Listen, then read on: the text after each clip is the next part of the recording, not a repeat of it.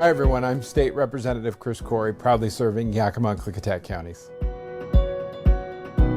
Recently the House passed HB 2114, which is a rent control bill that seeks to stabilize rent in Washington state. Proponents of the bill have talked about the importance of passing this bill to control rental costs. Unfortunately, I voted no on that bill because I believe it gives the false promise of rent control in Washington state, when in reality it'll have the opposite effect. And what do I mean by that? If you actually look at how rent control has worked in various cities and states across the country, we've seen time after time where you end up losing valuable rental commodities, which unfortunately increases the cost of housing. For example, Portland, when they passed their rent control, lost about 6,400 rental units and rent went up. The real solution to addressing rents and housing prices in Washington state is to build more housing, top to bottom, from duplexes, triplexes, apartment complexes, multifamily housing, single-family homes. The truth is we need more housing in Washington state, and artificially capping rent won't fix that problem. It's a supply problem, and we need more of it. That means easing regulations and encouraging building throughout Washington state, whether you live in Seattle or in my district. You need more housing, and to do that, we need to get out of the way and quit making it so expensive and unaffordable to buy, own, and rent a home in Washington state. So it's budget week here in Olympia. Both the House and Senate are unveiling their three budgets: the operating budget, the transportation budget, and the capital budget. As ranking Republican, I sit on the operating budget, and what we do is we look at how the state is spending money to run government top to bottom, whether it's your schools, fire, police, stuff like that. A lot of the money comes from the operating budget. What I'm looking for in a budget is really fiscal restraint, responsible spending, as well as healthy budget reserves.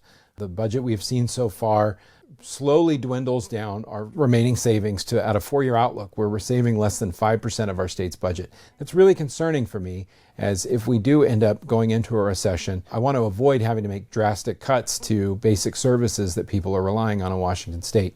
My job and my responsibility is to continue to fight for that fiscal restraint and responsibility, and we'll be looking at ways to help fund priorities in Washington state without spending every last dime.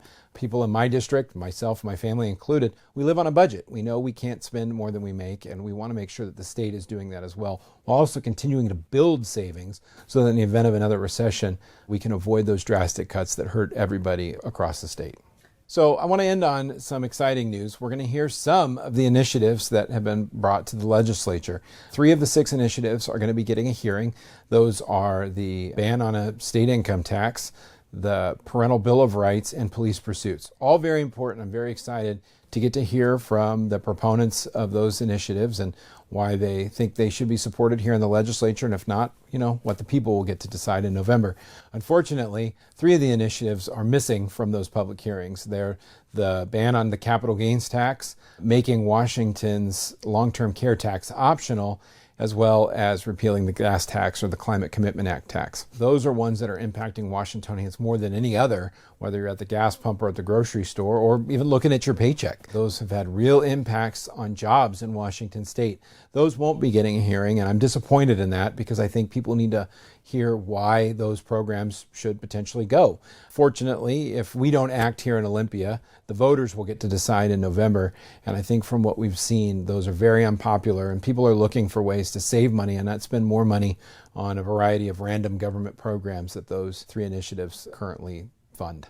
So it's a short session. We've got 3 weeks left until we adjourn. I will continue to provide updates on what I'm doing, what the legislature is doing, and different ways you can stay involved as the process moves forward. I appreciate your continued support, and as always, it's an honor to represent Yakima and Klickitat County here in Olympia. Thank you.